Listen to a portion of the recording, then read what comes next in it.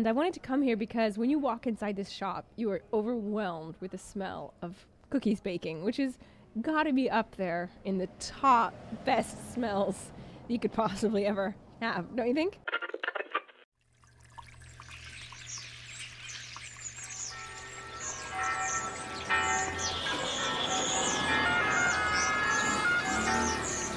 Welcome to Rome. This is The Bittersweet Life with Katy Sewall and Tiffany Parks. This is The Bittersweet Life. I'm Katy Sewall. I'm Tiffany Parks. And today we start part 2 of our series on the senses. And today we tackle the sense of smell. So I have dragged Tiffany to another part of our neighborhood in Trastevere to a used English language bookstore. A bookstore I'm sure you're very familiar with, yes? Yes, it's called the Open Door Bookshop. It's on Via della Lungaretta if you're interested in looking it up yourself. It's a great shop. It's one of my favorite spots because English language books are hard to come by overseas sometimes, and if you do come by them, they're often very expensive. And here you can find little treasures. Some are very expensive if they're first editions or older books, but a lot of them are €4, €5, so it's very refreshing. And you also end up reading things that you wouldn't have read otherwise. I read a lot of Agatha Christie this year because they have a giant box of Agatha Christie out there, and they're one of the cheapest books in the store. So Are they €1 a pop? no, they're 4, but well worth it. Mm-hmm. But the reason I brought you here, of course, is not to buy books of any kind, but to smell the place, because we're talking about the sense of smell. So what does this smell like to you? Well, it smells like old paper, that kind of musky, dusky, crinkly smell. I don't know how best to describe it, but I think you all probably can imagine what we're talking about. That sort of dank, but nevertheless pleasant smell of an old bookshop. Yes, and sort of cellar-like, a little bit cellar-like. You can smell moisture in the air. Yes. Rotting paper, definitely. Yes. For sure. A little trace, I feel, of cigarette smoke. Okay, I didn't notice that one. Another reason I think that I really like this shop is for a reason that has nothing to do with books or shopping at all. It has to do with the fact that this smell reminds me very much of my grandparents' house from what it smelled like growing up, particularly down in their basement, where I used to spend a lot of time as a child. While everybody was chatting upstairs, I'd go downstairs and rifle through their old files and read letters from their ancestors. Oh, that's great. Yeah, that's definitely the same smell that you get in an old bookshop is old letters. Mm-hmm. That musky smell. And part of what I love about Rome is that, and it took me a while to put my finger on it, because I kept thinking about my grandparents' house. Over and over and over again, it would pop into my head. And I, granted, think about them a lot. I love my grandparents. They both passed away now. But I kept thinking, why is their house coming to mind so much of the time while I'm here? And I realized that a lot of places in Rome have this similar smell. This smell that's a mixture of mold, old paper, dampness, cigarette smoke, and sometimes sort of a hint of laundry detergent. And I don't know if my grandmother would find that complimentary as to that's how I think of what her house smelled like. Were they smokers? My grandfather was, yes. Okay. And did, I don't think later on in life, but oh yes he did smoke in the house. So it definitely had that thing. And it was in Pennsylvania, so it was going through very hot summers, very cold winters. So it definitely had a moisture thing going on. And I don't think she would necessarily find that description complimentary, but at the same time, to me, it feels very warm and fuzzy and like being at home. Well, it's funny to think about also, as someone who's maybe reached, obviously not middle age yet, for God's sake, but heading in that direction. I have a pretty large collection of books myself, and some of them I've had for several years, most of them not, because I only moved here 10 years ago. But my husband has a lot of books that are from his childhood, and I think about the books that I'm buying today, and I hate to say it, but I generally do buy new books, although I should buy more used books, of course. But I think about my books and how they're in such perfect condition and they look so new. And I think someday all of these books are going to be old, dank, dusty, kind of moldy. And that makes you think someday, when you are an older person and your kids or grandkids are at your house, they're going to think all of your stuff smells old. Yeah. It's kind of sad. But it's true. That's the way life is. One day your stuff will be in a estate sale. time goes marching on, right? Yeah, let's not think about that at the moment. But I think that's the thing that's so interesting about Rome. We've talked a lot on this podcast about things being old and things being layered, but when it comes to smells, certain places you're in smell older. They've been around longer, and it's not just because it's full of old books, but also it smells as if time has gone on for hundreds and hundreds of years. And a lot of that is the smell of mold and decay. Yeah, absolutely. When you go down into the ruins underneath ancient Rome, it has a very particular smell.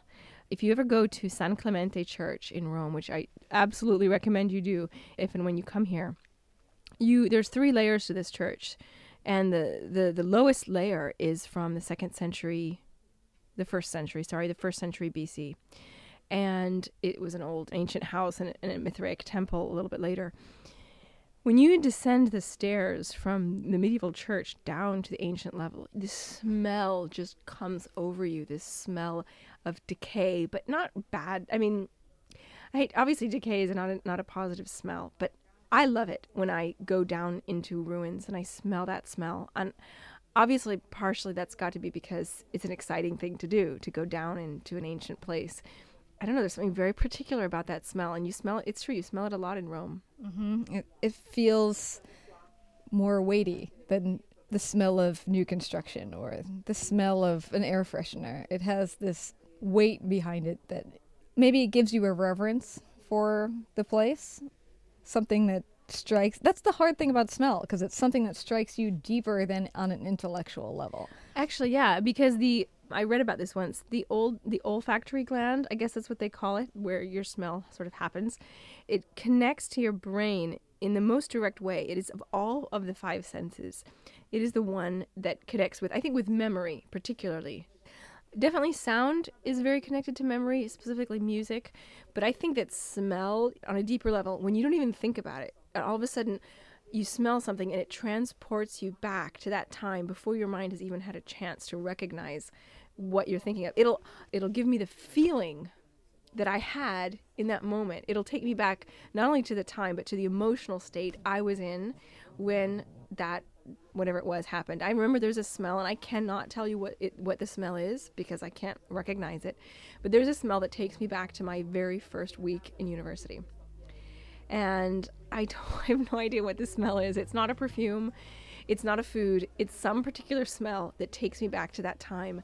It gives me that feeling of excitement, not knowing what's next, doing something new, having the feeling that all is before you. And I feel the emotion of it before I actually recognize what it's drawing me back to. And that's the interesting thing. It brings the emotion. I've never thought of it that way, but it brings the emotion. It brings a smattering of pictures. It brings certain people to your mind, all from one little tiny element. I mean, going back to the same grandparents, when my grandfather was dying, and he died in the early 90s. He had cancer, and we knew that he was going to die. It was after a time it became obvious that he wasn't going to recover. So we as a family went to the house to visit for the last time. And it wasn't that I planned it this particular way, but in high school, in those years, I was wearing a particular kind of perfume that I only wore in that year, probably 1993. And I was just wearing it when I was there. The bottle was almost empty. All these very heightened emotions, including having to walk out of the house and get in the car and look out the back window and see my grandfather waving on the porch and knowing that that's going to be the last time I ever see him. So very weighty, very heavy emotions. That was the first time anybody important to me died. And the perfume was almost running out. And so I have very little association with it after that moment. And years later, I found the little tiny bottle in my drawer with just a slight edge of perfume at the very bottom. And I said, oh yeah, what's this? I didn't even remember that I'd worn it. You know, what is this? Open up the lid, smell it, whew, right back into the room where he was sitting in his chair and having those very heavy conversations. And so now, that was in 93. Now flash forward, we're in 2014. I still have that little tiny bottle with that slight layer of perfume at the bottom, because if I ever want to go back, that is going to be the fastest way. It's not that it's not in my head. I just told you the story. Yeah, but you don't live it in the same way. I think when you smell something, it's not just like you said, it's not just a intellectual thing that you're remembering something. You kind of get transported back. Like you said a moment ago, before we started recording, you said smells help you time travel, or they allow you to time travel. For me, another important smell is the smell of sawdust.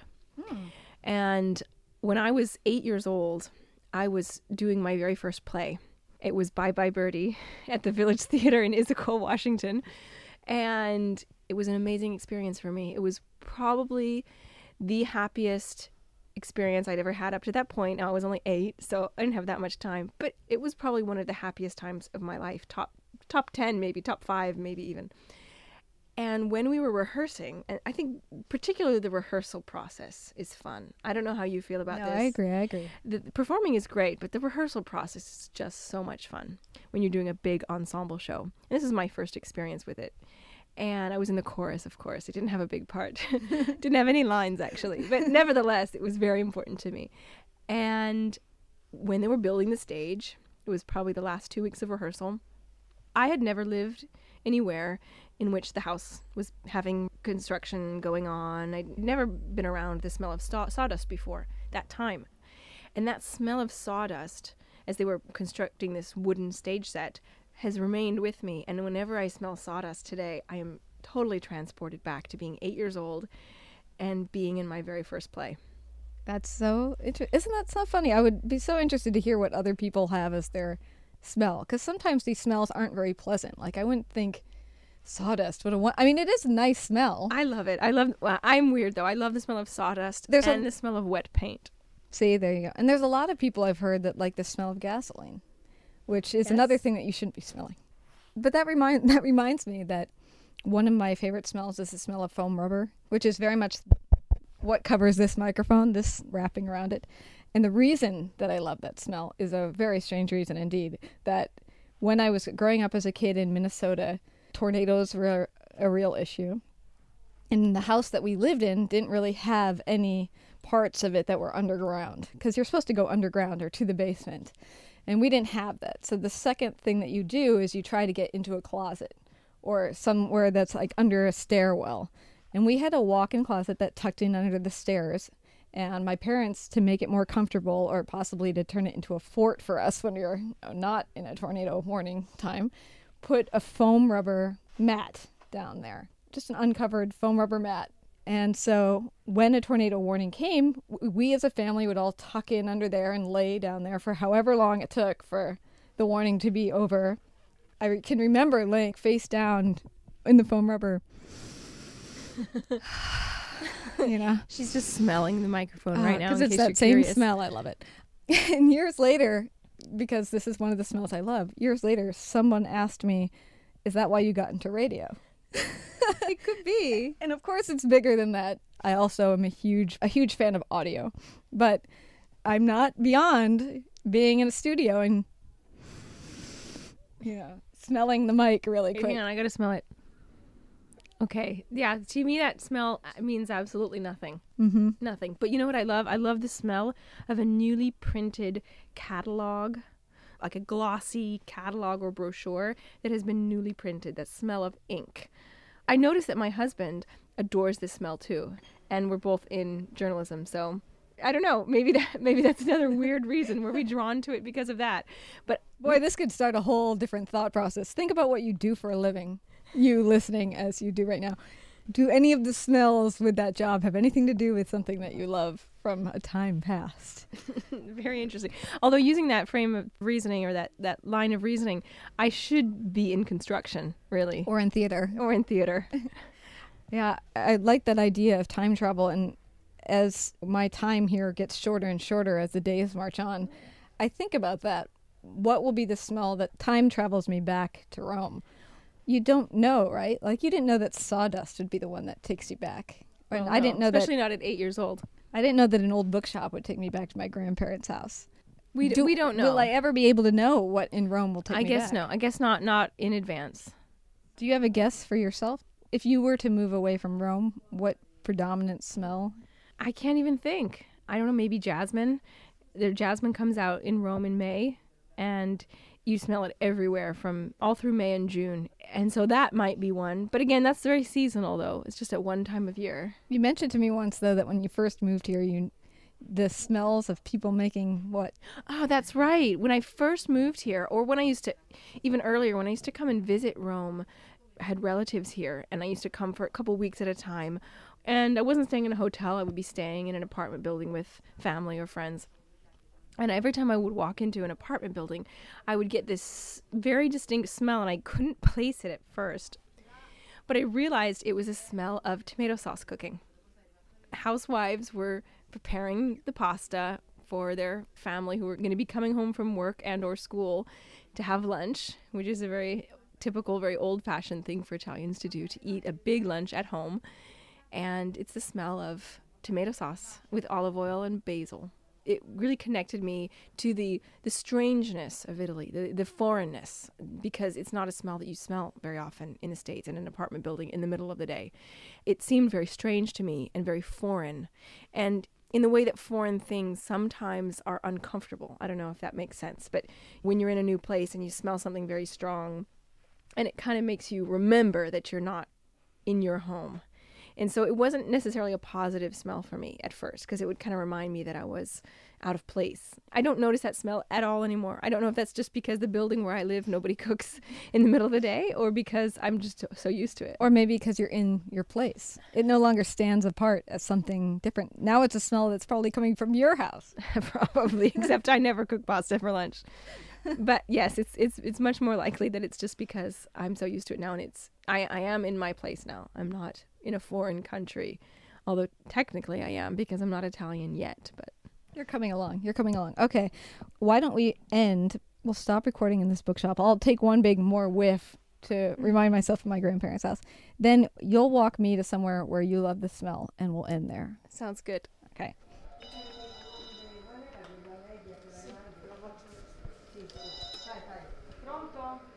So we are now standing on Via della Luce, also in Trastevere, in our neighborhood, right outside of one of the best bakeries in the city. It's called Inocente, and it's more than a bakery. It's specifically a cookie shop, and they have an enormous oven, and they make all the cookies right here. And I wanted to come here because when you walk inside this shop, you are overwhelmed with the smell of cookies baking, which is gotta be up there in the top best smells you could possibly ever have, don't you think? Yes, and we were going to record inside, but the place is so popular that we couldn't get a moment alone, so we've decided to tape outside. But the interesting thing about it, at least from a foreigner's standpoint, is that yes, it's the overwhelming smell of cookies baking, but it's not cookies baking like in the US. It doesn't smell like chocolate chip, and it doesn't smell like oatmeal, which is the most likely that you're going to encounter in somebody's home. That's true. The cookies here are much simpler. In general, in Italy, cookies are a bit simpler, and the base of the dough is very typical flour, sugar, maybe a little bit of lemon. That's about it. But very simple, and so I guess the smell is different. Would it be more like the smell of a pie? I don't know. I can't. Yeah, or a little bit like a shortbread cookie kind of smell to the room. This is one of Tiffany's favorite places to come. I think as far as smell is concerned, this is a place that beckons you in every single time you walk by. You always stop, take 3 steps back, and go, oh, I shouldn't go in there. Yes, but you always do, of course. And we did this morning, actually, on our way to the bookshop. So I have some cookies in my hand right now that I've been snacking on. But we were sitting inside a moment ago waiting to have a moment when there was no one else in there, and it never came. It never came, so we're outside, but we can still see the cookies and we can smell them from a distance. Yeah, there's a huge window, and you can see tray upon tray upon tray of cookies, so very, very good. But what other cooking smells do you find are different here than from the States? I mean, obviously we've talked about the tomato sauce. Anything else? Well, I also, just going along with the tomato sauce, thought when you were saying that I often smell pasta cooking. You wouldn't even think that pasta cooking really has that much of a smell. Not being homemade, obviously, but somebody just throwing it into boiling water. And you can smell that in the air as well. That's true. I never thought about that, but that's true. Yeah, I feel like I can almost smell that right now, but it's probably some sort of the baking process. We'll have to talk a little bit more about Italian food and tastes when we do our taste episode. Probably the next one we do. Very nice. All right, well, let's leave it there for now. Maybe go in and get a couple more cookies before we leave. I'm Katy Sewall. I'm Tiffany Parks. This is The Bittersweet Life. Thanks for joining us.